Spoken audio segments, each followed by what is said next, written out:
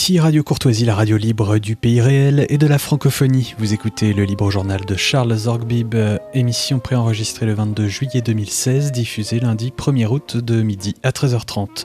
Elle est rediffusée dans l'après-midi de 16h à 17h30, mardi 2 dans la nuit de minuit à 1h30, puis à la demande sur le site internet de Radio Courtoisie. Ce libre journal est réalisé par Jocelyn. N'oubliez pas que Radio Courtoisie est une radio culturelle associative. Afin de sauvegarder une indépendance absolue, Radio Courtoisie refuse toute ressource publicitaire. Radio Courtoisie ne vit que grâce à ses auditeurs. Aidez-nous à demeurer libres, adhérez à notre association. Pour cette année, la cotisation minimum est de 40 €. Envoyez votre chèque à Radio Courtoisie, 61 boulevard Murat, 75 016 Paris, ou réglez avec votre carte bancaire sur radiocourtoisie.fr. Exceptionnellement, vous ne pourrez pas intervenir au cours de cette émission, mais vos lettres seront les bienvenues. Notez bien notre adresse Radio Courtoisie, 61 boulevard Murat, 75 016 Paris. Chers auditeurs, bonjour. Ce libre journal est enregistré, vacances oblige, mais il sera diffusé le 1er août. Malheureusement, sans vos questions, mais nous allons essayer tout de même d'être vivants avec mon invité, que vous connaissez déjà, au demeurant, un garçon de la nouvelle génération, la génération émergente, très brillant, Pierre-Yves Rougeron. Pierre-Yves Rougeron qui anime un cercle extrêmement dynamique, le Cercle Aristote, et qui publie une revue remarquable, une revue trimestrielle, Perspectives libres. D'ailleurs, Pierre-Yves vous expliquera lui-même certainement tout à l'heure, dans un moment de plus grande liberté, ce qu'il fait exactement. J'ai pu jauger le dynamisme de son groupe lorsqu'il m'a invité à présenter son Kissinger il y a un certain nombre de mois maintenant, et j'avais été très, très impressionné. J'étais vraiment en face de jeunes professionnels de la politique, ou de la science politique plus précisément, et j'avais été très, à la fois surpris et enchanté de leurs questions extrêmement précises. C'était vraiment une sorte d'oral, de grand oral de Sciences Po qui se reproduisait avec le temps. Bon, alors nous avons choisi avec Pierre-Yves Rougeron un sujet très général sur l'état de la société internationale. Nous pouvons prendre le temps de réfléchir à notre système international d'aujourd'hui. Et je proposais, juste avant que l'émission ne commence, je proposais à Pierre-Yves qu'au fond nous travaillons dans deux directions. D'une part, d'où venons-nous? Quelques dates, rappel, rapide. 1945, tout commence pour nous en 1945. Puis il y a cette chute du mur de Berlin, cette chute du communisme en Europe, cette après-guerre froide dans le monde, 1989-1990. Et puis 2001. 2001, c'est quoi? Nous allons en parler. C'est peut-être une autre forme de guerre, une guerre transnationale. Une guerre de civilisation, dont on avait, ce concept sur lequel on avait tellement daubé. Je me rappelle l'intervention de Jacques Chirac devant une assemblée de l'UNESCO. Et ensuite, à la Sorbonne, j'y étais pas, mais c'était le président algérien Bouteflika qui avait été invité. Et il avait fait comme son ami Chirac, il avait commencé par diaboliser Huntington et la guerre des civilisations, si bien que Huntington, le malheureux, se trouvait présenté comme un nouveau satrape, pire, une sorte de nouvel Hitler. C'était l'homme à abattre, alors qu'en réalité, il est décédé récemment, c'était un brave universitaire, plutôt de centre-gauche d'ailleurs, proche du Parti démocrate américain, et je pense qu'il a été très surpris du destin qui lui a été finalement réservé. Donc, pour revenir à mon sujet, d'une part, quelques dates pour marquer d'où nous venons, et d'autre part, avec Pierre-Yves Rougeron, nous essaierons de voir quelles sont les grandes tendances du système international d'aujourd'hui. Pierre-Yves, est-ce que vous êtes d'accord? Avec plaisir, professeur. Bien. Alors, peut-être, pour alterner nos réflexions générales avec des considérations plus anecdotiques et plus circonstancielles, j'avais un ou deux ouvrages à vous signaler. Celui de l'éditorialiste de politique étrangère du Figaro, Renaud Girard. Renaud Girard, qui a publié Le Monde en guerre, C'est un ouvrage que j'ai trouvé absolument remarquable, un ouvrage d'à peu près 400 pages. Alors, a priori, et j'ai cru que c'était cela, a priori, on a l'impression que c'est un recueil de chroniques, mais c'est beaucoup plus que cela, parce que Renaud Girard, d'une part, est un éditorialiste extrêmement brillant, extrêmement percutant, et lorsqu'il publie ses chroniques sur une distance chronologique d'à peu près 1 an et demi, c'est déjà quelque chose d'absolument passionnant. Mais en plus, il a eu l'intelligence d'ajouter à chacune de ses chroniques des précisions statistiques, des rappels historiques, si bien que c'est finalement une sorte de manuel sur la géopolitique d'aujourd'hui, la géopolitique concrète. Donc, Renaud Girard, Le Monde en guerre, 50 clés pour le comprendre, aux éditions Montparnasse. Et d'autre part, c'est un ouvrage extrêmement courageux, qui n'a rien à voir avec la géopolitique au sens strict. C'est beaucoup plus vaste et général. C'est un ouvrage de mon collègue, agrégé de droit, Jean-Louis Harouel, professeur émérite à Assas. Jean-Louis Harouel a publié aux éditions des Clés de Brouwer un ouvrage intitulé « Les droits de l'homme contre le peuple ». Alors c'est un thème extrêmement percutant. Là vraiment, c'est même presque surprenant face à la pensée unique d'aujourd'hui, il faut bien le dire. La novlangue, comme dirait Orwell. Au fond, ce que Jean-Louis Harouel, ne pas confondre avec Orwell, veut démontrer, c'est que lorsque les pays occidentaux font des droits de l'homme le centre de la politique, de leur politique, ils s'enferment dans une impuissance collective. Son idée centrale, c'est que les droits de l'homme, dans le passé, ont été un bouclier de protection des citoyens ou des sujets face à leur pouvoir, au pouvoir qui parfois les agressait, et qu'aujourd'hui, par contre, c'est devenu un instrument qui, sous prétexte de non-discrimination, etc., qui met en danger les peuples originels ou originaires du continent européen. C'est en tout cas un essai extrêmement courageux, et peut-être que Pierre-Yves voudra en dire quelques mots. Je crois que vous connaissez Jean-Louis Harouel. Alors, je connais un petit peu ces deux auteurs qui furent mes deux de mes invités. Et Jean-Louis Harouel, Renaud Girard est venu nous éblouir une soirée. Jean-Louis Harouel, lui, est un invité qui est déjà venu plusieurs fois et qui reviendra. J'ai eu la chance de l'entendre en tant qu'étudiant à Assas. C'est vraiment, c'est à la fois son ouvrage le plus personnel et son ouvrage le plus courageux. Quand il m'a fait le bonheur de me l'envoyer pour qu'on prépare la conférence qu'il a fait au Cercle Aristote sur ce sujet, conférence qui est en ligne d'ailleurs, que nous avons filmée. Je me rappelle, je lui avais dit, ce professeur, c'est un ouvrage extrêmement courageux, mais qui peut malheureusement vous coûter cher, vu qu'aujourd'hui, la liberté de parole, d'opinion et d'écrit en France est arbitrée par une institution fort sympathique, qui est la 17e chambre correctionnelle. Or, même son éditeur, vu que je les ai croisés à de multiples reprises, vu qu'il m'envoie des auteurs, m'ont dit... c'est un ouvrage, on sait qu'on peut avoir des ennuis, mais c'est quand même un ouvrage tellement profond qu'il faut en assurer la publicité. Je sais que plusieurs journalistes de renom ont refusé de parler de cet ouvrage par peur, et par la couardise qui est aujourd'hui est livrée avec la carte de presse.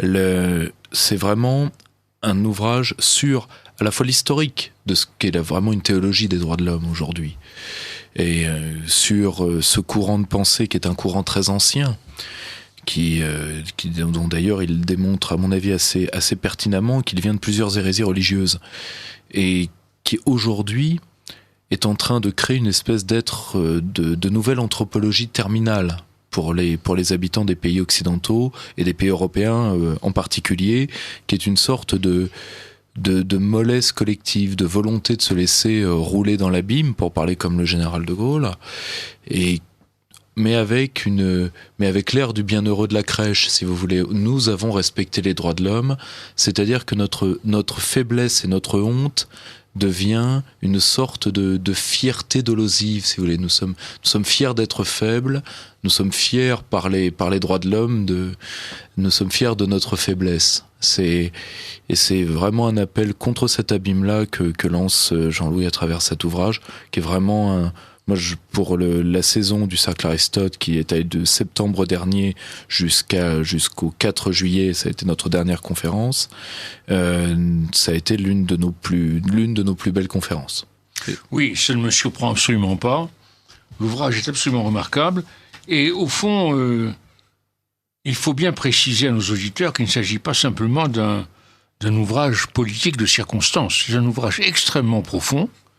Et moi, je le mettrais bien dans le continuum de Burke, en réalité, d'Edmund Burke. C'est-à-dire que c'est au fond la même critique fondamentale qui est reprise dans un contexte évidemment tout à fait différent. C'est presque la reprise des droits de l'homme tels que les avait malaxés, contestés Burke dans ses fameuses ses réflexions sur la Révolution en France. Et c'est un peu ça, je pense, c'est un peu ça, c'est-à-dire que c'est un ouvrage, un grand portrait philosophique. Tout à fait. Et puis il y a l'ombre de Michel Villet qui est quand même très, très présente aussi dans cet ouvrage. Du grand juriste qui d'ailleurs a contribué à la formation de toute cette grande génération d'historiens du droit qui illustre Jean-Louis. Ils ont tous été un peu au moule de Michel Villet et ça se sent dans l'ouvrage. C'est vraiment un grand bouquin, quoi. Bien, alors, revenons sur notre système alloyeux. Est-ce que vous voudriez dire 2 mots sur votre revue ? Alors, la revue Perspective Libre, qui est un trimestriel, qui est à la fois d'histoire, de stratégie et également de sciences humaines. Nous l'avons fondé à partir des cadres de l'association Le Cercle Aristote, donc à partir de jeunes intellectuels. Il y a par exemple pour l'affaire qui nous occupe, deux de mes cadres qui écrivent dans le dernier numéro, qui sont Clément Nguyen, qui est un passionnant jeune spécialiste de relations internationales, qui est avant tout un grand spécialiste à la fois des États-Unis et de politique africaine, et mon ami Nicolas Klein, qui est un des grands hispanisants, je pense, de ce temps, qui est déjà auteur, traducteur, il n'a même pas 30 ans, et nous dédions chaque numéro à un dossier. Par exemple, là, c'est sur la stasis. Donc, c'est stasis, penser le chaos. Stasis, c'est une notion élargie qu'avaient les anciens Grecs de ce qu'on appelle guerre civile. Et c'est une notion élargie. Et nous avons dédié notre dernier numéro à ça, avec l'aide de gens comme David Cumin ou comme le colonel Christian Arbulot. Et nous avons également des articles, par exemple, de sciences humaines sur un auteur justement des civilisations, qui est du rôle des grands textes dans les civilisations, un homme peu connu, un grand penseur canadien, qui est Thierry Hench, qui était un très très grand penseur canadien mort il y a une dizaine d'années. Et voilà, le prochain numéro portera sur la France et la mer, sur la stratégie maritime de la France et sur son avenir sur la mer. Ignoré. Voilà, malheureusement, oui. Les Français ignorent qu'ils sont une puissance maritime. Tout à fait. Et donc voilà, c'est une revue qu'on peut se procurer par internet sur cerclearistote.com, qui est disponible sur les sites de vente, qui peut être commandé chez votre libraire et qui peut être commandé, et dont les abonnements sont disponibles à Darles, 38 rue de C, 75 015 Paris. Les abonnements sont 50 € pour un an, donc 4 numéros. Voilà. Très bien. Merci beaucoup. Alors, reprenons donc nos trois dates fondatrices. Nous allons avoir un échange avec Pierre-Yves. Donc 1945, c'est quand même la première étape, bien qu'elle semble maintenant très lointaine. C'est le second conflit mondial qui s'achève le 8 mai 1945 en Europe, en tout cas, avec la défaite, la capitulation du Troisième Reich, et un peu plus tard, le 14 août, avec celle du Japon. C'était un conflit total par les objectifs poursuivis, c'est-à-dire que pour l'agresseur, évidemment, l'Allemagne nazie, et ses satellites ou associés. Il s'agit d'éliminer de la surface de la planète un certain nombre de peuples ou d'ethnies qualifiés d'inférieurs par des doctrines surgies du tréfonds du subconscient collectif. Ce n'est pas simplement une guerre classique, il ne s'agit pas simplement de subjuguer l'ennemi. Et en retour, lorsque le sort des armes change, tourne, pour la coalition des Alliés, vaincre ne suffit pas. Il y a le fameux slogan de Franklin Roosevelt, ce qu'il veut, c'est une capitulation inconditionnelle des puissances de l'Axe, et une fois que cette capitulation est intervenue, c'est la fameuse dénazification. Il faut complètement épurer, modifier un système étatique, une colonne vertébrale, la colonne vertébrale allemande. Et c'est aussi un conflit total par les moyens militaires mis en œuvre, qui sont l'objet de révolutions techniques successives pendant le conflit. Alors on sait que la guerre aérienne elle était déjà apparue pendant le premier conflit mondial. Il y a tout l'héroïsme des pionniers, nous en connaissons tous. Nous en avons connu en tout cas, il n'y a plus de survivants maintenant. Et c'était déjà une transformation, parce que la guerre aérienne avait déjà porté l'affrontement au-delà du champ de bataille. Et elle avait commencé d'annihiler la distinction entre le champ de bataille, le front et les arrières.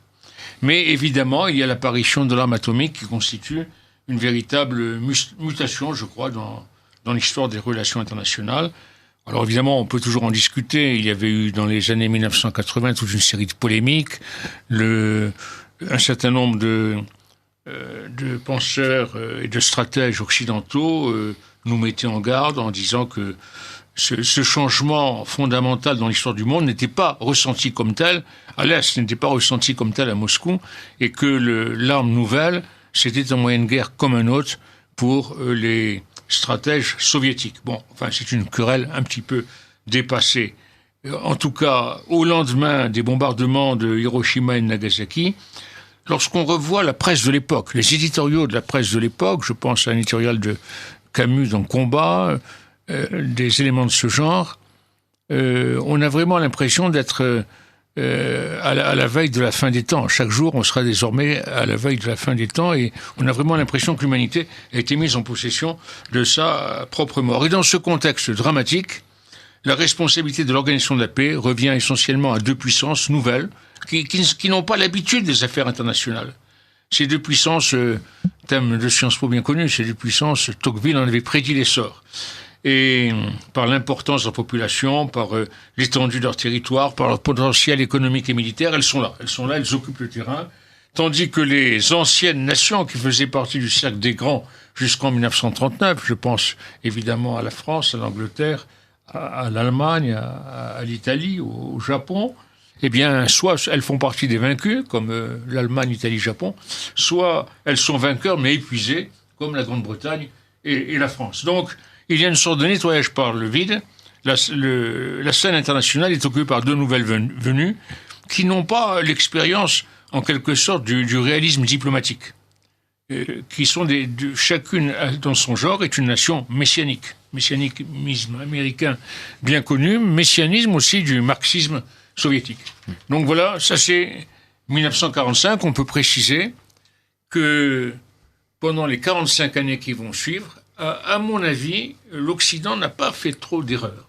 L'Occident s'est assez bien comporté, j'en dirais pas autant des périodes plus récentes, s'est assez bien comporté. Il y a ce texte fondamental qu'on cite toujours, mais c'est à juste titre. En mars 1946, c'est le diplomate George Kennan qui, depuis son poste d'observation de Moscou, souligne dans un rapport qui connaîtra une très très grande notoriété que le premier impératif de la diplomatie américaine à l'égard de la Russie soviétique doit être de contenir, je cite, avec patience, fermeté et vigilance, les tendances soviétiques à l'expansion. Et il dessine une perspective d'action, dirons-nous, contenir, le fameux containment, endiguer, en bon français, endiguer, l'endiguement, et c'est ce qui a été fait.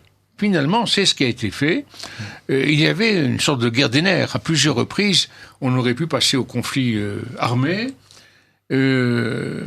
quand je pense aux incidents multiples qui se produisaient dans les différentes démocraties populaires. C'est une époque terrible quand on lit rétrospectivement les incidents des années 1946-1948, les diplomates français, américains, britanniques arrêtés, harcelés au petit matin, et on n'appliquait plus les règles du savoir-faire diplomatique. Ce ne sont pas seulement les Iraniens, beaucoup plus tard, qui ont violé la Convention de Vienne. Là, il n'y avait pas encore la Convention de Vienne, mais c'était déjà la pratique diplomatique qui était violée dans ces années-là. Donc, 1945, une situation tout à fait nouvelle, deux messianismes qui s'affrontent, et me semble-t-il, mais ça, on pourra en reparler avec Pierre-Yves, me semble-t-il, l'Occident qui a, je crois, joué relativement intelligemment. Relativement. Pierre-Yves. Alors, dans la gestion de l'après-1945, je pense que par rapport aux nouvelles données, particulièrement de la nouvelle école d'histoire militaire, on doit prendre le second conflit mondial comme la fin de 3 grands conflits, en fait. La fin de la terrible guerre de l'Est que l'Allemagne a menée à la Russie, qui concentre plus de 80% de l'effort militaire allemand, et avec la volonté de raser, de décimer certaines populations, particulièrement à l'Est, qui a laissé l'Union soviétique auréolée de gloire, mais militairement largement exsangue, et avec, au bas mot, 25 millions de tués. Plus les estropiés, plus les femmes qui, comme la doctrine égalitaire soviétique faisait qu'elles étaient mobilisées, certaines, par exemple, dans certaines unités de cavalerie, ces femmes n'enfanteront jamais quand elles reviendront à la vie civile. Ça a été d'ailleurs un sujet de certains écrivains russes par la suite, de certains écrits russes par la suite. Et il y a cette première guerre, il y a la titanesque guerre du Pacifique, qui va révolutionner quasiment en toute matière la guerre par la maîtrise de l'étendue. D'ailleurs, ça va être cette grappe d'innovation faite pour faire capituler avant tout le Japon, vu que la capitulation de l'Allemagne est militairement avant tout l'œuvre de l'Union soviétique, qui va enfanter une large part de la modernité. Les supercalculateurs militaires qui deviendront nos ordinateurs beaucoup plus tard, les réseaux d'information militaire qui sera l'ancêtre de notre, qui deviendra un intranet militaire, qui deviendra notre internet plusieurs décennies plus tard. Ça, c'est les 2 conflits, on s'en rappelle le plus. Il y en a, parce que c'est allé très loin. Faut pas oublier que le Japon, passant à travers la Thaïlande, a attaqué des positions britanniques en Inde. On se rend pas compte de ce que ça a été. Et il y a une autre guerre dont on parle très peu au sein du conflit mondial, qui est une guerre économique que les États-Unis portent à la Grande-Bretagne, d'un certain côté, pour neutraliser le Commonwealth dans l'après-conflit. En réalité, c'est un réagencement des puissances. La Grande-Bretagne sortira vainqueur. La livre sterling sera toujours la première devise mondiale en 1945, mais elle couvrira avant tout des dettes, et le dollar lui couvre des actifs. Et l'Amérique, disons, met hors jeu, sans violence, mais néanmoins politiquement, la Grande-Bretagne. C'est une part de la guerre qu'on oublie, et en réalité, fondamentalement, l'affrontement russo-américain commence, pour moi, dès la conférence de Téhéran en 1942. Roosevelt sait qu'il sera face à Staline, il n'en doute pas, et l'Amérique n'en doute pas. Quant aux soviétiques, je pense qu'autour de Staline, il y a eu la volonté, après 1945, de solidifier le bloc russe, avec le glacis des démocraties populaires, mais de susciter peut-être plus des gouvernements alignés, même parfois par des régimes non soviétiques. Ça a failli être le cas en Yougoslavie, ça a d'ailleurs été l'une des causes de l'affrontement entre Tito et Staline, qui préféraient pour se concentrer dans le soviétisme en Russie. L'échec de la vassalisation a emporté la création de gouvernements directement nommés par Moscou. Et ce premier échec soviétique va, à mon avis, orienter tout ce qu'on va appeler la guerre froide. Ça va être vraiment Ça va être à partir de là que les deux blocs vont geler, qu'il y aura des affrontements violents, mais qu'à aucun moment, et c'est là où c'est vrai, où vous avez raison, professeur, l'Occident s'est bien comporté dans le sens où l'Occident a appris le réalisme atomique, très tôt, et que la Russie l'a appris également. C'est que cette nouvelle arme devait nous obliger à ne pas la porter, à ne pas, si vous voulez, joindre l'idéalisme et l'atome. Ça, je pense, l'homme qui incarne le mieux ça, c'est Kissinger face à Gromyko. C'est vraiment l'intelligence de deux êtres qui ne peuvent pas s'affronter. C'était Raymond Aron, je crois, qui avait dit « paix impossible, guerre improbable ». Et là, il y a eu une intelligence politique des nations occidentales. Justement, de gérer ce statu quo par l'endiguement et d'avoir la patience politique d'attendre. Je pense que ces qualités-là, en tout cas, ces qualités-là se sont perdues en Occident à la fin de la guerre froide. Et c'est la perte, à mon avis, de ces qualités fondamentales qui commence, à mon avis, dans les années Reagan, qui vont emporter tout ce qui va suivre, pour nous. Bon, ça, on va en reparler après, mais je reste pour l'instant toujours sur notre première étape, 1945. Évidemment, ce que dit Pierre-Yves Rougeron me semble très, très fin, très perspicace, s'agissant des rapports anglo-américains. Simplement, je préfère la formule qu'il a employée, agencement. Réagencement des rapports. Voilà, tout à fait. Réagencement des rapports, parce que comme Pierre-Yves a lui-même marqué le côté titanesque de la guerre du Pacifique et le côté sanglant, la guerre de 30 ans, c'est presque rien à côté, le côté sanglant de la guerre à l'Est. Ne parlons pas quand même d'un troisième conflit, voilà, parce que la nature est différente. Donc, voilà. Par contre, je suis tout à fait d'accord pour le réagencement, c'est tout à fait exact, tout à fait fort. J'aurais peut-être, je ne suis pas empreint de certitude, mais j'aurais peut-être un léger désaccord d'appréciation avec mon ami Rougeron sur la façon dont Staline concevait son emprise sur les pays de l'Est. Au fond, on n'en sait rien, on ne peut pas avoir de certitude, on n'est pas dans le secret des carnets des dirigeants du Kremlin à cette époque. Mais subjectivement ou par intuition, je pense que c'était plus fort que cela. Sauf le dialogue que nous avons, c'est de savoir si l'idéal de Staline, c'était Budapest ou bien Helsinki, la Finlande. C'est-à-dire une sorte de dominium sur un régime qui n'aurait pas été nécessairement la reproduction à l'identique de l'URSS. Peut-être qu'il y a eu des hésitations du côté de Moscou, c'est possible après tout, c'est possible. Mais moi, il me semble qu'à un certain moment, Staline quand même veut réaliser à travers l'ensemble des démocraties populaires, au fond, la construction d'un parti révolutionnaire unifié, comme il l'a réalisé en URSS. Et c'est bien ce qu'il a fait après la chute de Trotsky, etc. Il a réalisé un parti révolutionnaire unifié, dirigeant de manière dictatoriale, incontestablement. Et j'ai l'impression que c'est quand même ce qu'il a voulu faire dans les démocraties populaires. Je sais bien qu'il y a l'exception finlandaise. C'est pas une démocratie populaire, mais après tout, Staline ne répugne pas à instaurer un dominium là-dessus. Donc là-dessus, la thèse de Pierre-Yves Rougeron est tout à fait exacte.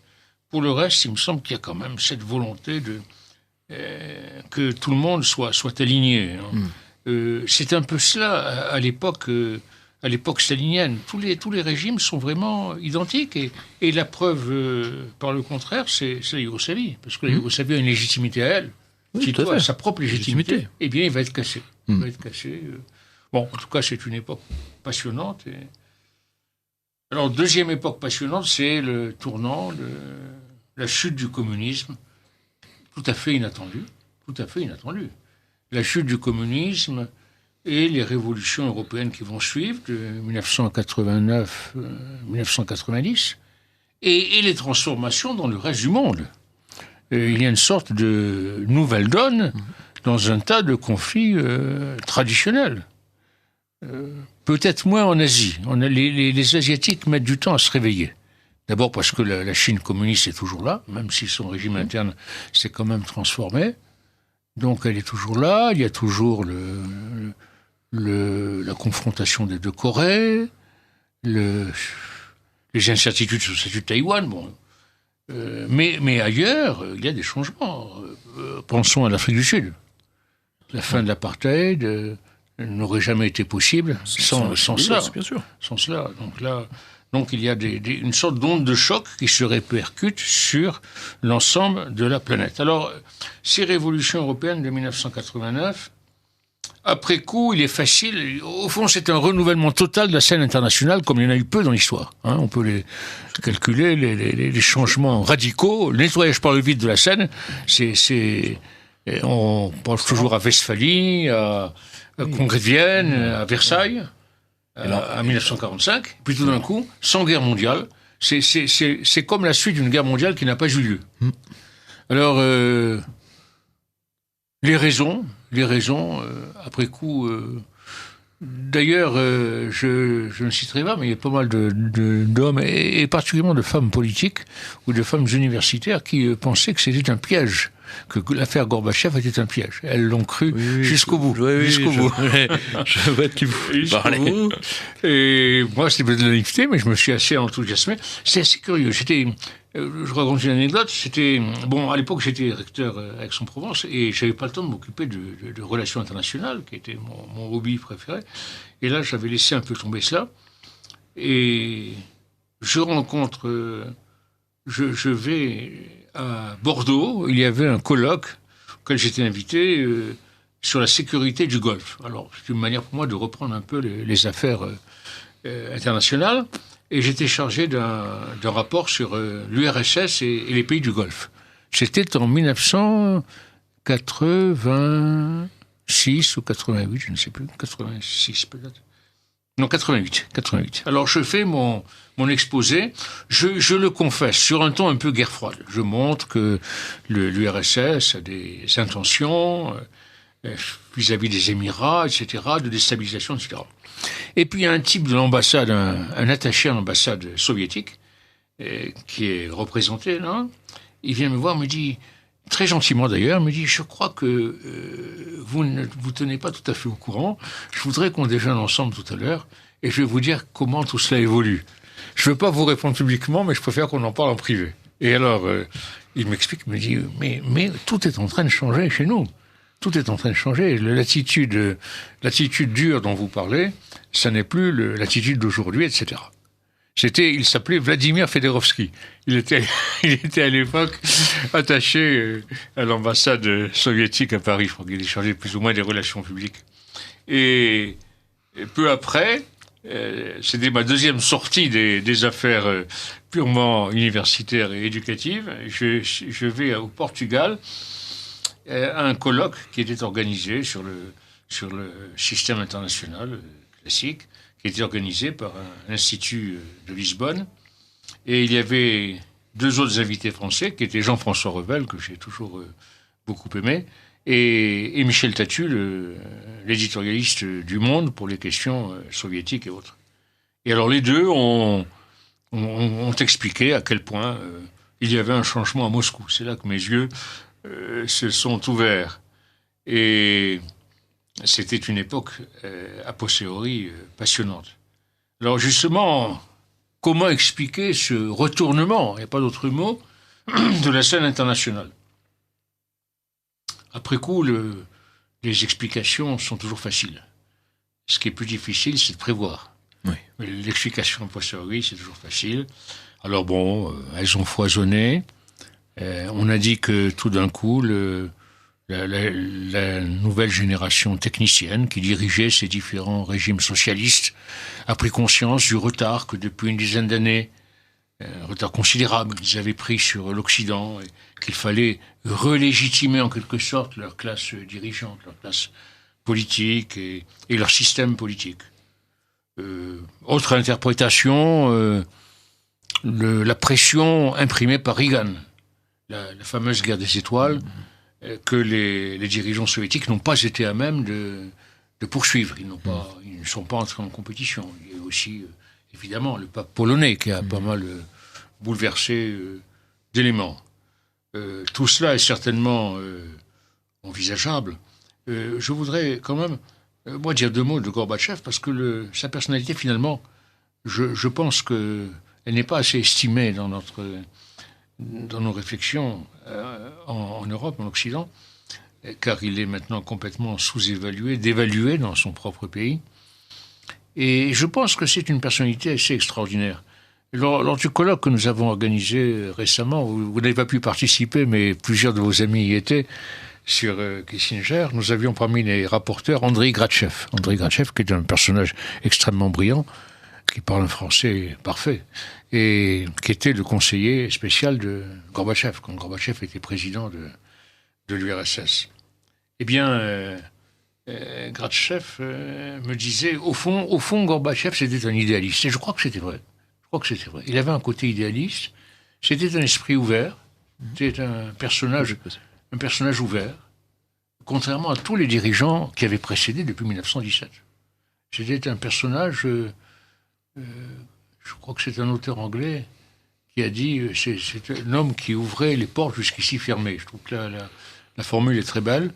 Il y a un peu cela, c'est une forme d'idéalisme. Et d'ailleurs, pour moi, il y a un mystère. Comment des gens qui sont des gens d'appareil, des hommes d'appareil dans des régimes qui en plus ne comportent aucun libre débat, a priori, aucune liberté d'opinion. Comment des hommes d'appareil, donc élevés dans l'idéologie stricte d'un régime, soudain se mettent à penser librement, à faire c'est parce que c'est pas seulement Gorbatchev. On a vu ça par exemple pour le printemps de Prague. À une époque, j'avais fait quelques visites à Prague. J'étais étudiant, j'avais occupé quelques postes dans un syndicat étudiant qui n'avait rien à voir avec les syndicats d'aujourd'hui, qui étaient beaucoup plus conservateurs.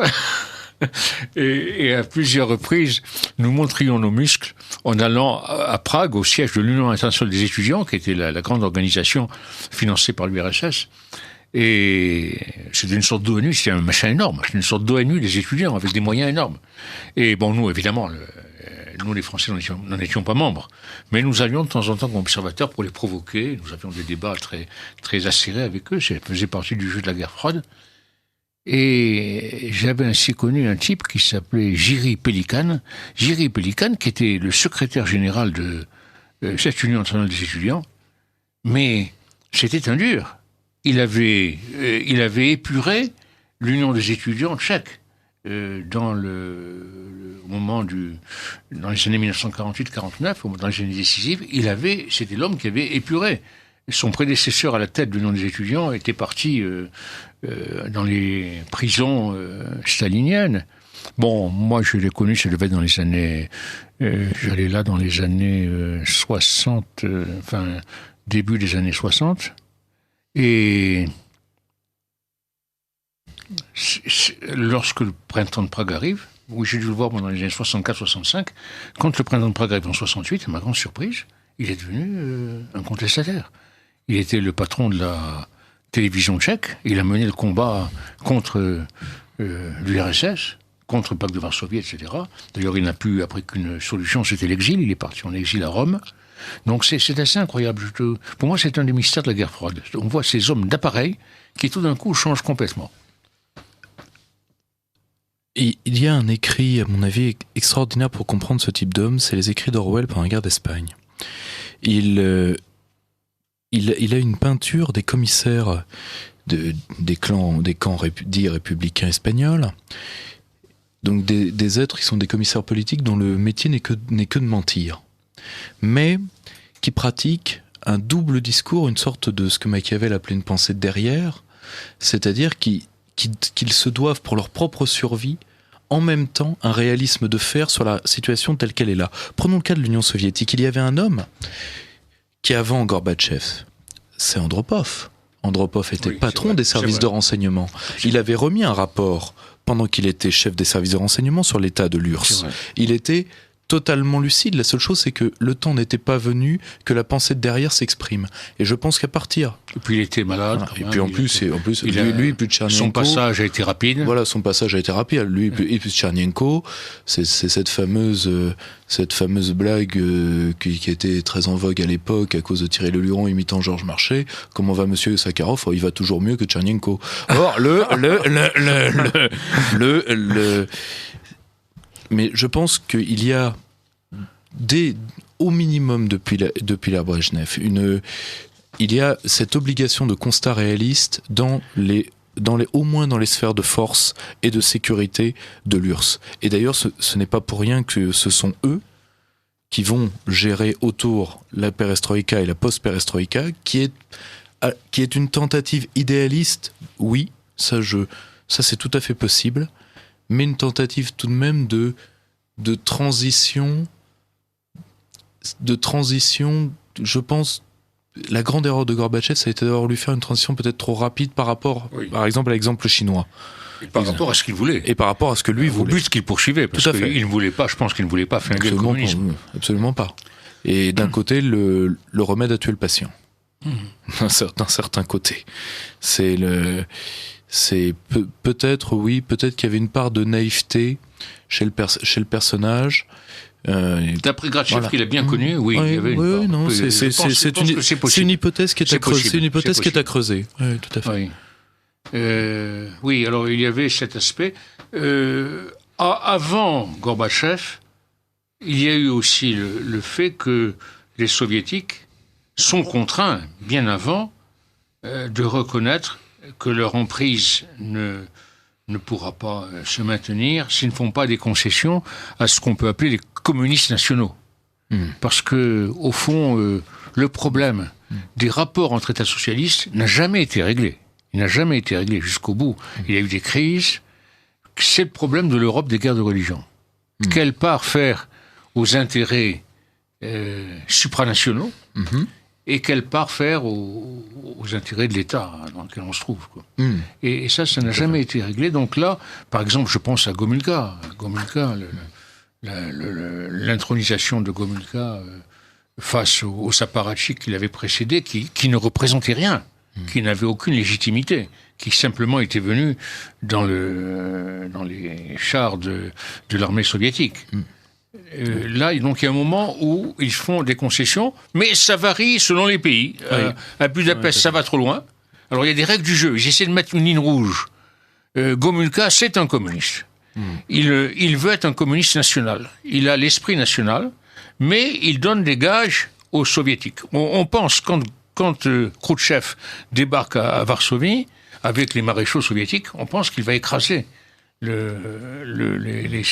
espèce de frémissement polonais. Eh bien non, finalement il réfléchit, il intronise Gomulka, et ça change tout.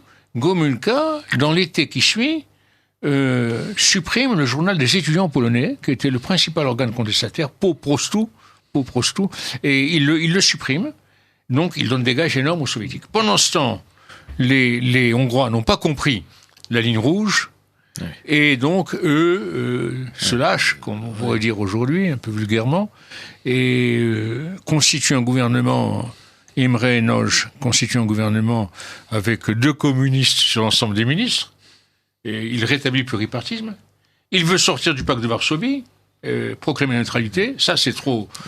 Et donc là, les malheureux se font flinguer.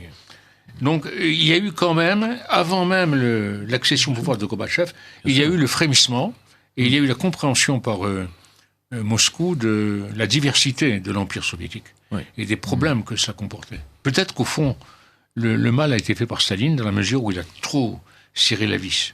On aurait pu imaginer un empire soviétique plus lâche. Oui, tout à fait possible.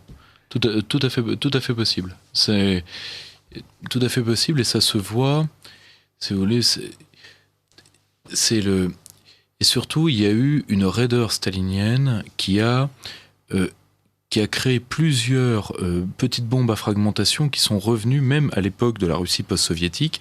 Je pense particulièrement à la guerre de Tchétchénie, parce que quand Staline écrase, au milieu de la Seconde Guerre mondiale, les Tchétchènes, C'est Beria qui raconte cette manière de comment il donne très froidement l'ordre d'écrasement maximum, ce qui est compréhensible vu l'état du conflit.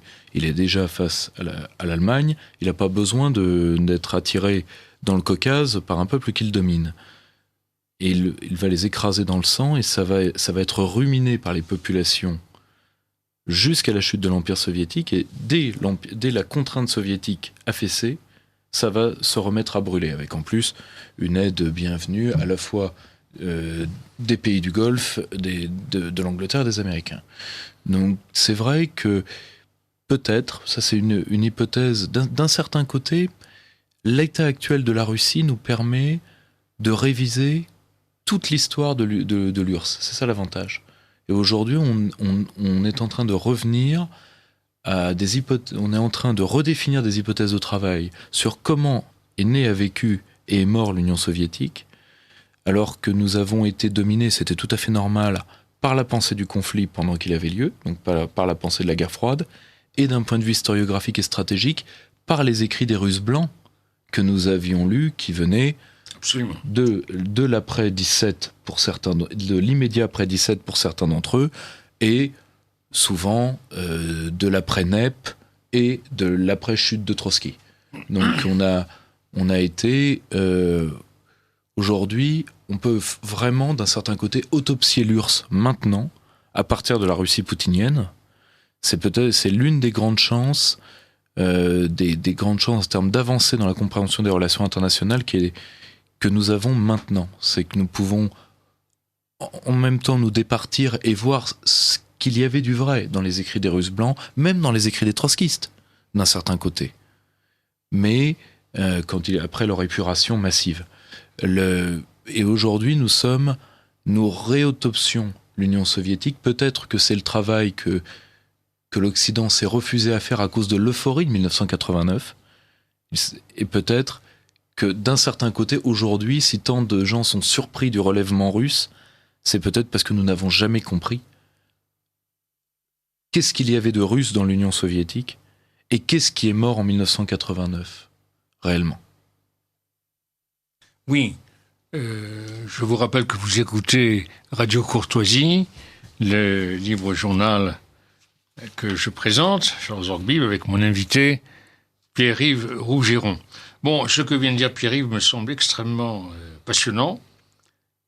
C'est vrai que il y avait un refus de prendre en compte, à l'époque, tout ce qui était non seulement mémoire, souvenir et analyse du Russe blanc, mais également de contestataires de l'époque stalinienne, par exemple.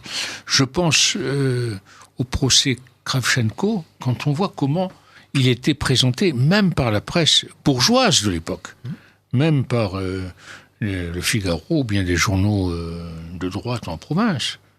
Il y avait une sorte de crainte. Il y avait un tel tir de barrage du Parti communiste qui était puissant à l'époque que les commentateurs, même s'ils n'étaient pas des marxistes militants, avaient l'impression de le donner dans un piège s'il communiait avec cette contestation-là. Je crois que c'est ce qu'on peut dire aussi, non ?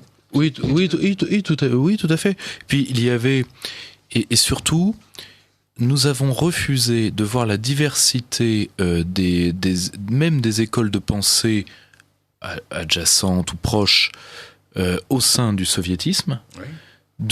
Nous avons refusé d'écouter en effet les Russes blancs et même certains indissidents parce que nous les jugions trop proches encore du soviétisme, aussi parce que nous avions une vision beaucoup trop franco-française de ce point de vue-là, c'est-à-dire que particulièrement nous dans les rangs nationaux, nous on était en face du Parti communiste et à côté de toute la nébuleuse des gauchistes.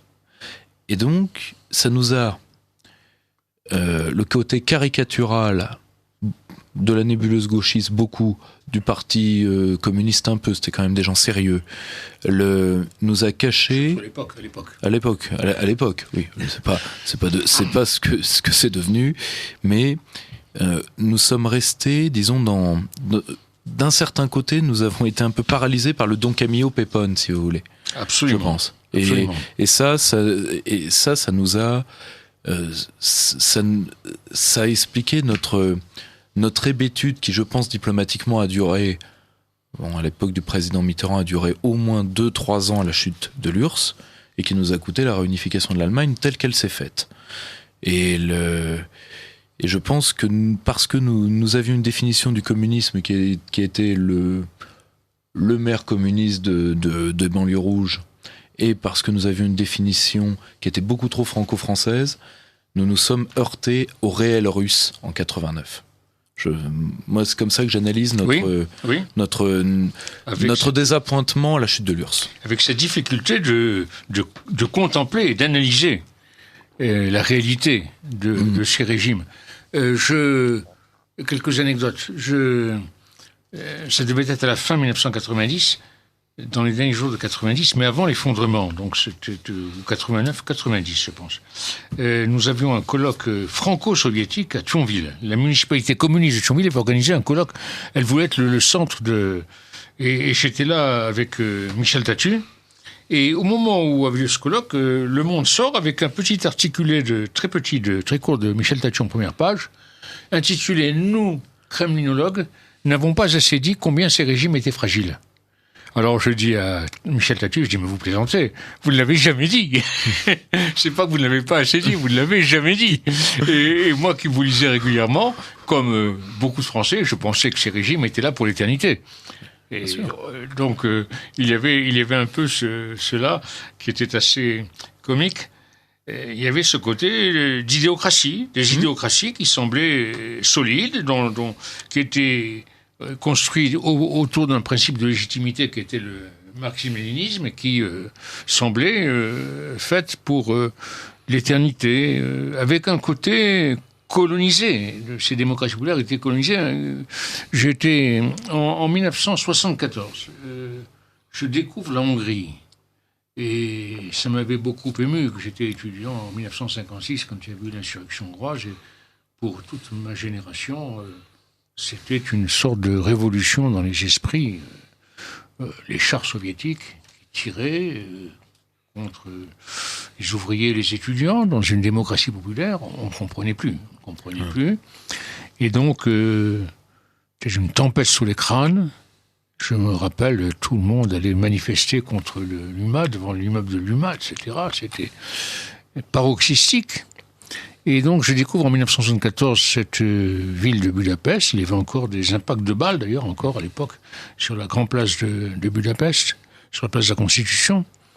Et j'ai passé, c'était assez long, j'ai passé tout un mois à faire des conférences, et ça me semblait extrêmement ennuyeux, dans une université qui était assez moderne, parce que c'est le régime Kadar, donc qui est resté fidèle aux soviétiques, mais à l'intérieur, il y avait une certaine liberté. La thèse de Kadar, contrairement à ce qui se passait en Tchécoslovaquie, pour Kadar, si vous n'êtes pas contre le régime, eh bien, on vous supporte, on vous accepte.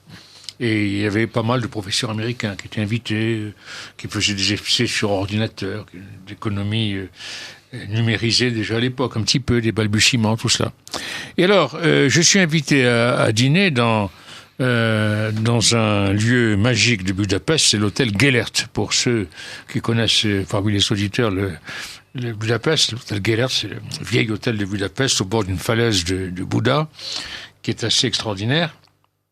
Et là, le doyen de la faculté qui m'invite, c'est un vieux communiste. Un vieux communiste, c'est-à-dire quelqu'un qui était communiste avant l'instauration du régime. Il était donc très âgé à l'époque, pour moi, en tout cas à l'époque, il était très âgé, et il était très, très passionnant, et il boit, comme toujours dans les pays de l'Est, il boit quelques petites vodkas, et aussitôt il s'épanche, et il me donne le fin fond de sa pensée. Alors il me dit, vous savez, nous sommes décolonisés. Je l'ai compris en 1956, lorsque j'ai vu mes étudiants partir le drapeau rouge au vent et se faire mitrailler par les chars soviétiques. Mais c'était une révolution socialiste, vraiment socialiste, du vrai socialisme, et nous avons été matraqués par les soviétiques, et nous avons compris ce jour-là que nous étions décolonisés. Alors je lui dis, oui, alors qu'est-ce que vous avez pensé de la rébellion tchèque il y a 6 ans, 1968 ? Alors, il a un rire mauvais, parce que souvent à l'Est, les gens, les différentes nationalités se jalousent, se méprisent un peu. C'est des rivalités entre cousins. Alors il me dit, ce sont des imbéciles. Ce sont des imbéciles. Les Tchèques sont des imbéciles, ils n'avaient rien compris. Nous savions qu'ils n'avaient aucune chance. Nous avions notre expérience de 1956. Nous savions qu'ils n'avaient aucune chance. Ils auraient dû penser eux-mêmes qu'ils n'avaient aucune chance en pensant à notre expérience. Mais non, ils sont partis. Ils sont partis bannière au vent et ils ont été écrasés. Et puis la vodka continue à circuler et mon interlocuteur devenait de plus en plus triste. Alors, tout d'un coup, il me serre le bras, il me dit, voilà les souris grises. Alors, il y avait des personnages qui étaient rentrés, avec emmitouflés dans des imperméables gris. Il me dit, ce sont des soviétiques. Ce sont nos colonisateurs. Moi, j'avoue que je n'avais pas reconnu, humainement, je n'avais pas distingué si facilement un soviétique d'un hongrois. Bon. Et il était très, très amer. Plus la soirée se prolongeait, plus il était amer. Alors, je lui dis, bon, mais alors, il n'y a aucune chance, vous allez rester colonisé jusqu'à la fin des temps? D'après ce que vous me dites, toute rébellion est impossible. Alors il me répond, non, il y a 2 solutions. Premièrement, si par miracle, un jour, toutes les démocraties populaires se révoltent en même temps. S'il y a une insurrection générale, je ne pense pas que les soviétiques pourront répondre partout. Et vous m'avez dit qu'il y a une deuxième solution, lui dis-je. Oui, il y a une deuxième solution. C'est qu'au centre du système, au centre de l'Empire, un réformateur accède au pouvoir. Mais ça, il faut compter sur la divine providence. Et je me suis toujours demandé si mon doyen de Budapest, c'était le doyen de la faculté de sciences économiques Karl Marx, ça ne s'invente pas, la faculté de sciences économiques Karl Marx. Je me suis toujours demandé si le doyen de la faculté de sciences économiques Karl Marx était vivant beaucoup plus tard, je crains que non, lorsque Gorbatchev a accédé au pouvoir. Et c'était cela le miracle Gorbatchev. Un réformateur qui arrive au centre du système, je pense. Alors, il y avait cette.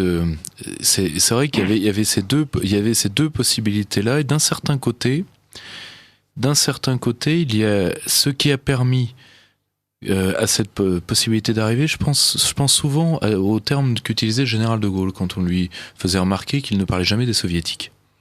Il parlait des Russes, jamais des soviétiques. Ça, c'est des prémonitoires, c'est des prophétiques. Et il a dit, vous savez, la Russie boira le communisme comme je crois que c'était comme le mouchoir boit l'encre, ou quelque chose d'approchant. Et c'est vrai que ce qui a permis, et c'est ça, d'un certain côté, Poutine, c'est ça. Et c'est ça que l'Occident a du mal à comprendre.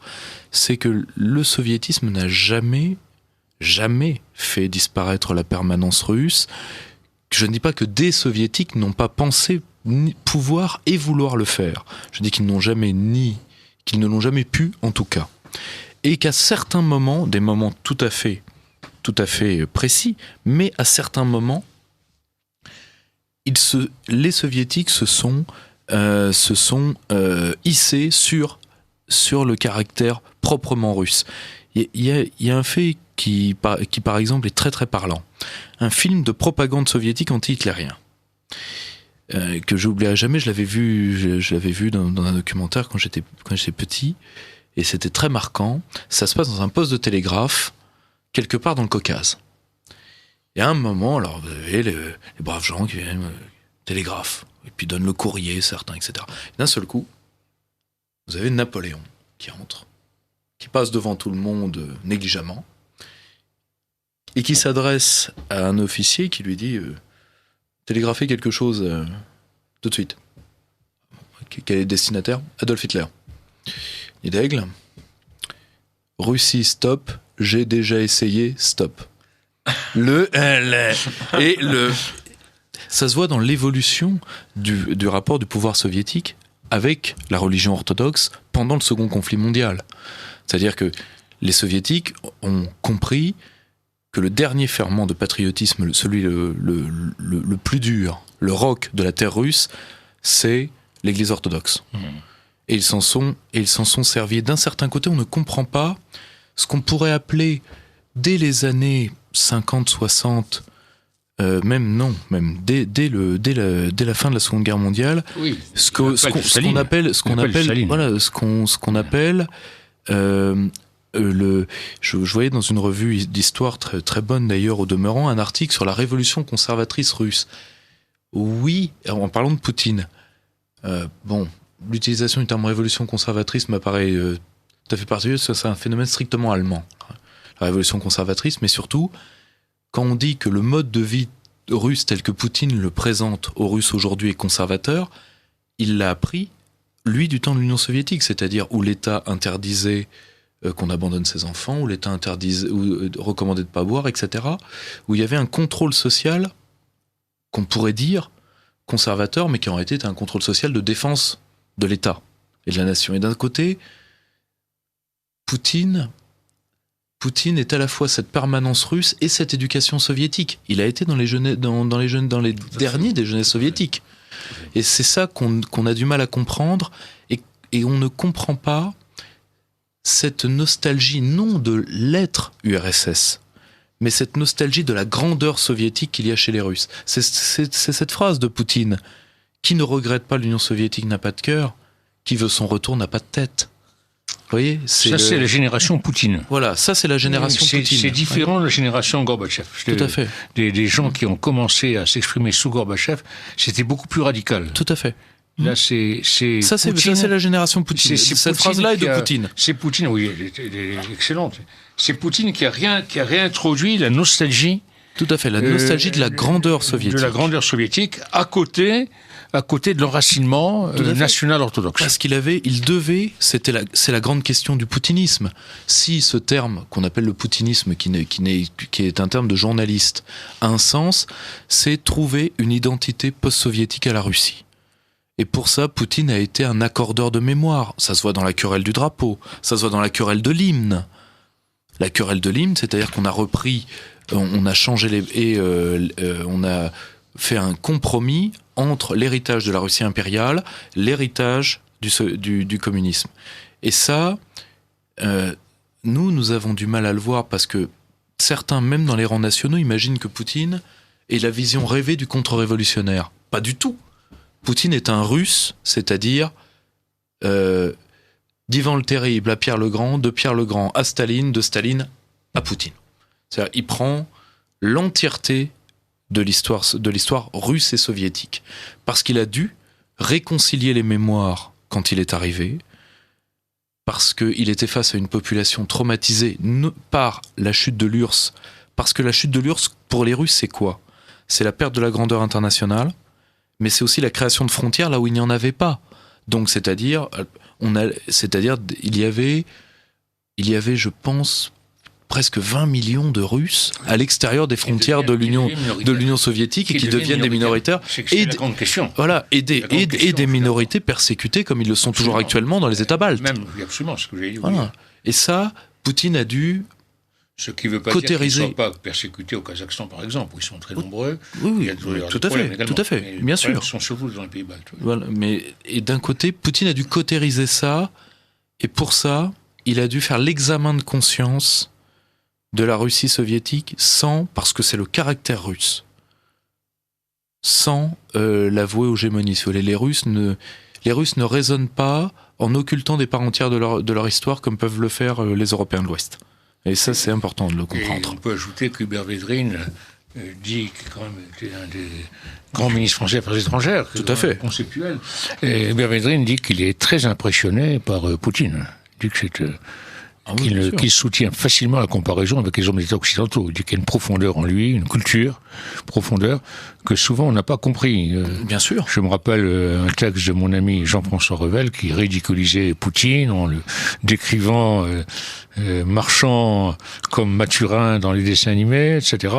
Là vraiment, c'est certainement qu'on a même des esprits aussi brillants que celui de Revel ont mal apprécié au début Poutine. Prenez un grand livre sur Poutine que j'ai eu l'honneur de publier, mais c'est pas ça l'important. C'est un agrégé de philosophie qu'un de mes amis, Yannick Jaffray, qui a écrit un ouvrage qui s'appelle Vladimir Bonaparte Poutine, qui est un traité de philosophie de 400 pages sur la philosophie politique de Poutine, qui est un ouvrage qui a été chez les connaisseurs de la Russie très apprécié, etc. Il a un grand bouquin sur Poutine. Il n'y en a pas énormément. Il le dit assez souvent. Il dit, ce que les gens oublient de Vladimir Poutine, c'est que Vladimir Poutine, ce n'est pas qu'un KGBiste. C'est avant tout un juriste de formation, et d'ailleurs, il a cette gymnastique intellectuelle des juristes. C'est un homme cultivé, c'est un homme qui a été bien formé et qui a acquis de l'épaisseur au fil des années. Et aujourd'hui, il tient la comparaison avec la plupart des chefs d'État occidentaux, mais vu ce que devient l'Occident, combien de temps les chefs d'État occidentaux tiendront la comparaison avec lui?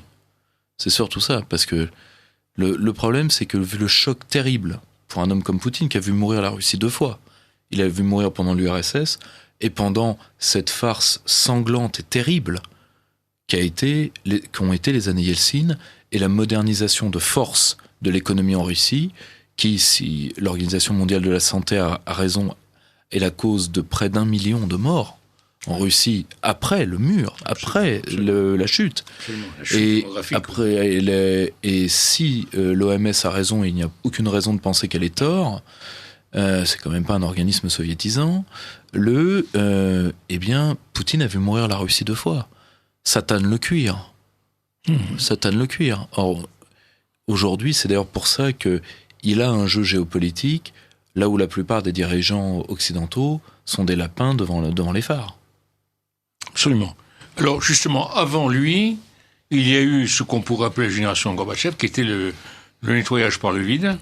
Je pense à un article de la Komsomolskaya Pravda, qui était quand même la Pravda des jeunes, la Pravda des jeunesses communistes, donc organe officiel, qui critiquait la lutte des classes, qui critiquait le dogme léniniste de la lutte des classes. Mais c'était incroyable.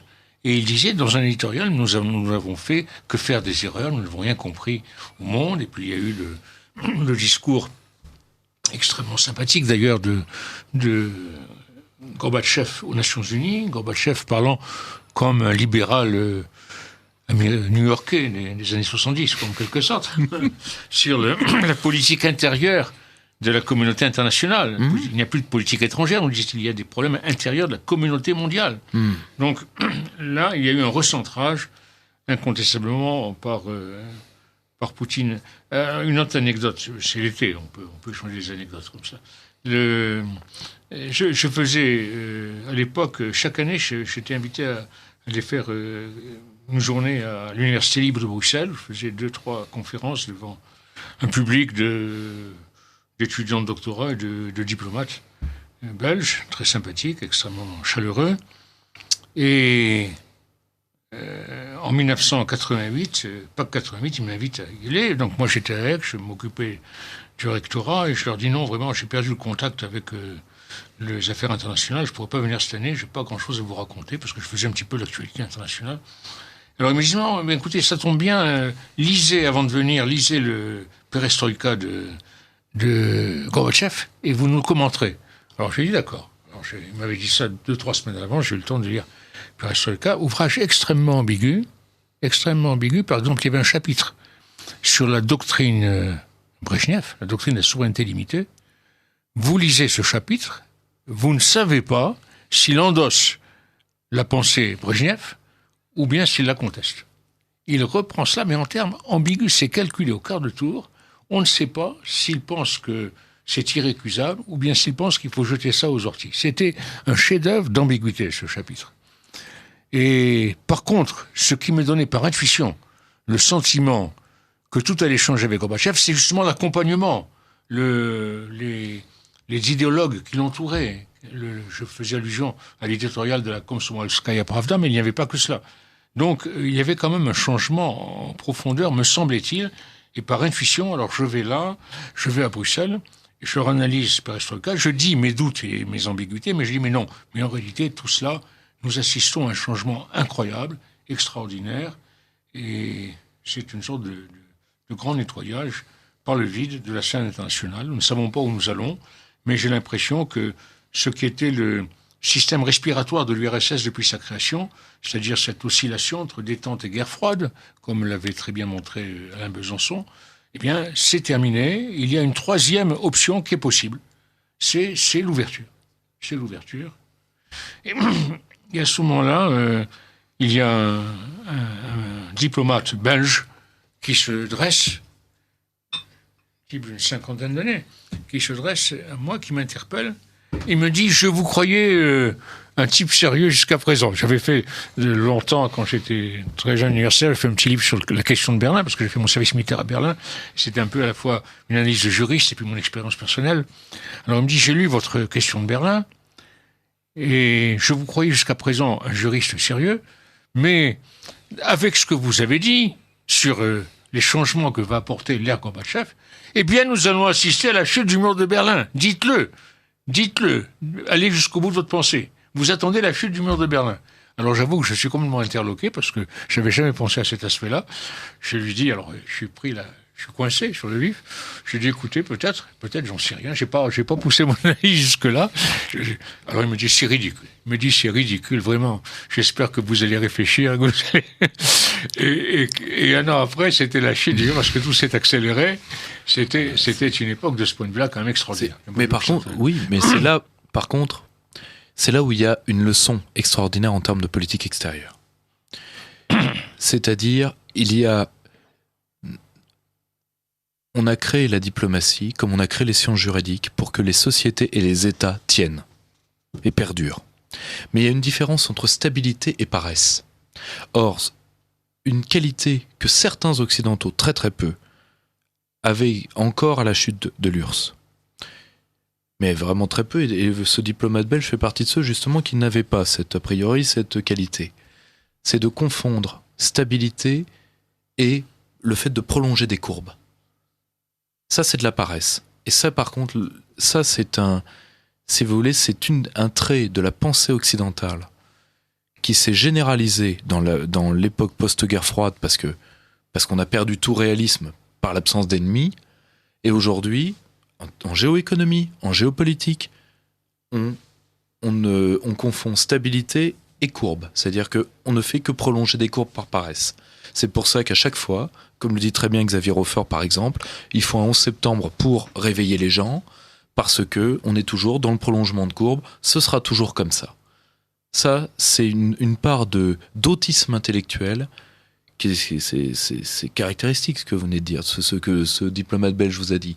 C'est voilà, ça a toujours été comme ça, ce sera toujours comme ça m'évite de travailler. C'est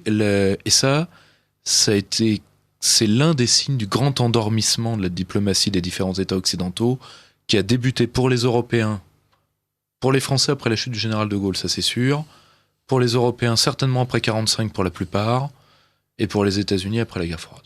Oui, vous avez raison, mais en même temps, il faut être indulgent parce que je vous rappelle ce que disait Bush l'aîné, George Herbert Bush, l'aîné, et lorsque le mur de Berlin est tombé, il a fait une allocution remarquable. Il a dit, au fond, les repères de notre génération. Nous avons toujours vécu avec les deux superpuissances, nous avons toujours vécu dans ce monde dit de Yalta, même si c'est pas. Et donc, nous devons changer tous nos repères.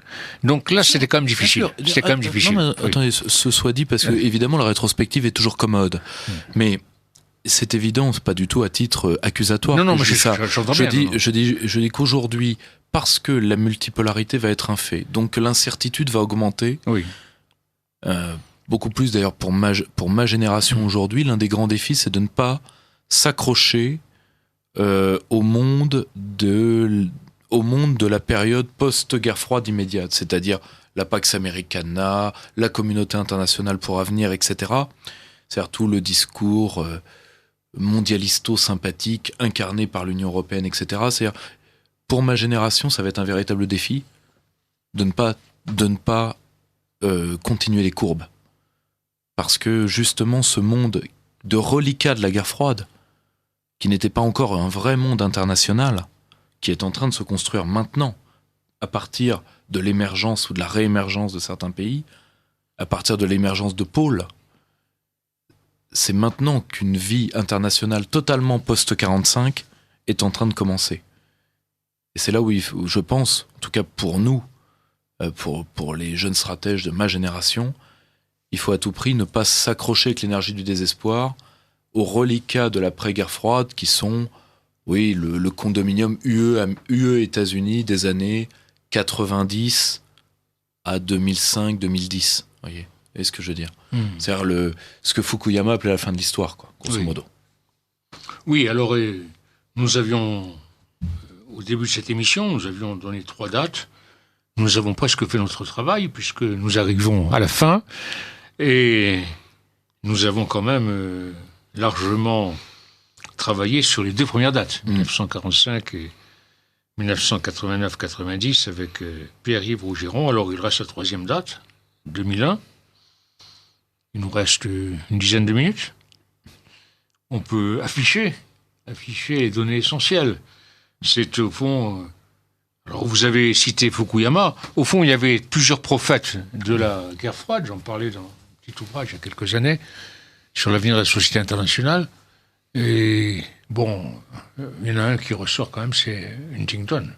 Parce que dans les lueurs de l'attaque des tours de Manhattan du 11 septembre, c'est quand même lui qui ressort. Plus que cette société idéale, libérale, mondialisée de Fukuyama, et même plus que la société, le retour à la société du 19e siècle, chère à Kissinger. Oui.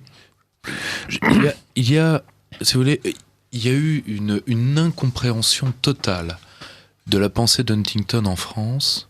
Ça en était d'ailleurs d'une certaine tristesse. Il y a évidemment des écueils de la pensée huntingtonienne.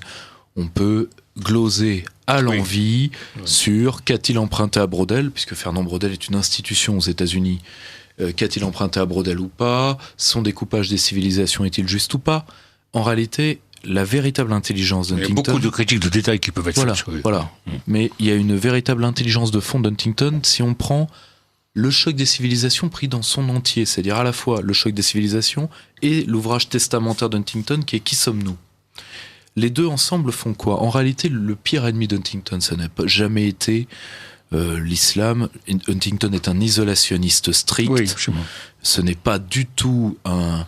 Il y a plus d'inquiétude dans l'autre ouvrage. Donc, qui sommes-nous ? Ça, c'est l'inquiétude pour les États-Unis. Pour les États-Unis eux-mêmes. En réalité, Huntington, c'est le témoignage de 2 choses. D'un isolationnisme WASP, c'est-à-dire à la fois de conservation du socle américain originel après la colonisation, c'est-à-dire du socle premier colonial. Voilà, premier colonial, blanc, anglo-saxon, protestant, et il a une peur, d'ailleurs, dans certains coins, totalement irraisonnée, des latinos. Bon. Mais il y a surtout le pire ennemi d'Huntington, et sa véritable cible, et ça personne ne le dit, c'est la figure que Huntington appelle l'homme de Davos. C'est-à-dire l'homme hors sol, l'homme dénationalisé. Bon, quid, est-ce que c'est Pascal Lamy, est-ce que c'est Jacques Attali, est-ce que c'est qui vous voulez ? Mais mettez la figure que vous voulez derrière ça. Mais pour Huntington, la seule vraie menace sur l'Occident, c'est pas du tout l'islam, c'est pas les Russes, c'est avant tout ce fait de vivre dans du coton transnational et ce fameux homme de Davos qui parle un anglais d'aéroport et qui est chez lui partout. Et ça, Huntington, fondamentalement, est un grand penseur du patriotisme américain, premièrement. Mais deuxièmement, c'est un grand penseur disons, d'une démondialisation tempérée pour éviter l'affrontement et le chaos. Parce qu'avant tout, Huntington dit quoi ? Il dit les frontières, si nous allons par les droits de l'homme, la démocratie, tout ça, vers des peuples qui ne nous ont rien demandé, n'en ont pas envie, n'y sont pas prêts, ou qui ont un code de valeur totalement contraire à ça, eh bien, c'est la fameuse phrase d'Huntington sur les frontières de sang. Il ne faut pas s'approcher des frontières de sang. Or, beaucoup de gens accusent Huntington d'être le père idéologique des campagnes américaines de l'ère Bush-fils et celles qui vont suivre, oui, alors qu'en réalité, il y était totalement hostile en Irak. Voilà, il était hostile. Il était totalement hostile. Oui, c'est vrai, il était tout à fait hostile à l'intervention en Irak. Il y a ce côté isolationnisme que vous avez souligné. Il y a un côté révolte de l'homme blanc tel qu'on le voit aujourd'hui à travers Trump. Oui, à travers. Il y a un côté, oui. D'ailleurs, quand on voit la jeune femme qui est la conseillère aux affaires étrangères la plus connue de Trump, qui est la représentante américaine d'Hawaï, c'est la seule parlementaire bouddhiste dans l'ensemble du Congrès, elle est sur une diplomatie de séparation qui est, sans être estampillée huntingtonienne, parce que bon, ça ferait encore plus hurler le camp démocrate qui a vu dans cet homme le diable, alors que c'était un homme de gauche, de la gauche au sens américain du terme, au sein démocrate, c'est juste le respect de principes de bon sens diplomatique, car pour faire de bons voisins, faut de bonnes frontières. D'un certain côté, c'est pour ça d'ailleurs que par les conséquences dramatiques d'un idéalisme poussé trop loin en termes de relations internationales, d'un certain côté, l'histoire est en train peut-être pas de rendre totalement raison, mais en tout cas de rendre justice à Samuel Huntington. Alors, puisque vous avez publié ce dernier numéro de Perspective Libre, est-ce qu'on peut dire que 2001, c'est le début d'une guerre civile transnationale ? D'une guerre civile, disons que la guerre civile, c'est vraiment la guerre de la mondialisation libérale, au sens où, par les libres circulations poussées à l'extrême et par l'affaiblissement des États avec ce discours laisser faire, laisser passer, le doux commerce et le vivre ensemble, c'est-à-dire cette volonté de nier et le conflit et la négativité, et de nier le rôle de la force. Parce qu'en réalité, et c'est l'une d'ailleurs des leçons même de la guerre froide et de l'ère atomique, c'était le général Gallois qui disait Atom for Peace, c'est que d'un certain côté, toute mécanique de force est une mécanique de non-emploi si elle est équilibrée. La faiblesse attire le chaos. Et aujourd'hui, parce que nous avons affaibli les États, nous sommes dans différentes guerres intestines qui sont en train de couver, qui j'espère ne seront pas menées à terme. Mais il y a Vous voulez dire à la fois guerre civile nationale, guerre civile au pluriel, et guerre civile transnationale. Guerre civile nationale au pluriel et guerre civile transnationale, parce que nous avons Michel Beau, le grand économiste, avait créé ce concept passionnant qu'est l'acratie, c'est-à-dire le refus des hommes d'État d'user du pouvoir et leur paralysie devant le pouvoir. Et par acratie, nous sommes en train de laisser même la scène internationale devenir le jouet d'êtres et de groupes transnationaux qui vont nous mener à l'échelon interne comme à l'échelon international vers des lendemains qui vont déchanter, pour le coup. J'en suis en tout cas intimement persuadé, c'est le sujet de ce numéro Stasis, penser le chaos de Perspective Libre. Bien, nous serons diffusés, cher Pierre-Yves Rougeron, le 1er août. Nous avons en gros rempli notre contrat, nous pourrons éventuellement revenir sur la 3e étape, et puis sur la 3e étape, sur 2001 et le système qui s'ensuit, les grandes tendances du système. Il y a aussi beaucoup à dire. J'espère que nous avons intéressé nos auditeurs. Au fond, ils pourraient, lorsqu'ils écouteront le 1er août notre émission, s'ils ont des commentaires à faire, des questions à poser, je sais qu'ils sont toujours frustrés quand l'émission est enregistrée, eh bien qu'ils nous écrivent. Voilà. Qu'ils nous écrivent, et dans une émission future, nous nous engageons à leur répondre. Je crois que comme ça, nous aurons contourné cette difficulté. Voilà, eh bien, nous souhaitons de bonnes vacances à nos chers auditeurs. À bientôt. Merci.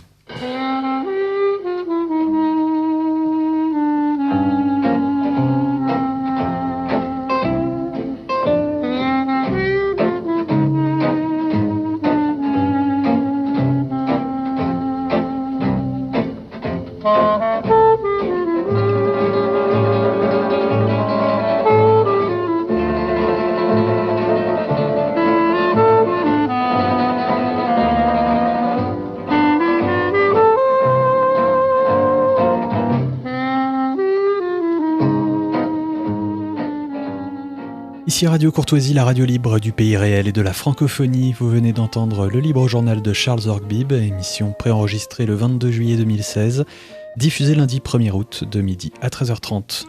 Elle est rediffusée dans l'après-midi de 16h à 17h30, mardi 2 dans la nuit de minuit à 1h30, puis à la demande sur le site internet de Radio Courtoisie. Ce libre journal a été réalisé par Jocelyn. N'oubliez pas que Radio Courtoisie est une radio culturelle associative. Afin de sauvegarder une indépendance absolue, Radio Courtoisie refuse toute ressource publicitaire. Radio Courtoisie ne vit que grâce à ses auditeurs. Aidez-nous à demeurer libres, adhérez à notre association. Pour cette année, la cotisation minimum est de 40 €. Envoyez votre chèque à Radio Courtoisie, 61 boulevard Murat, 75 016 Paris, ou réglez avec votre carte bancaire sur radiocourtoisie.fr. Si vous le désirez, nous pouvons vous faire parvenir un enregistrement de ce libre journal. Commandez le CD-ROM pour le prix franc de port de 9 € ou 6 € seulement si vous êtes adhérent de notre association.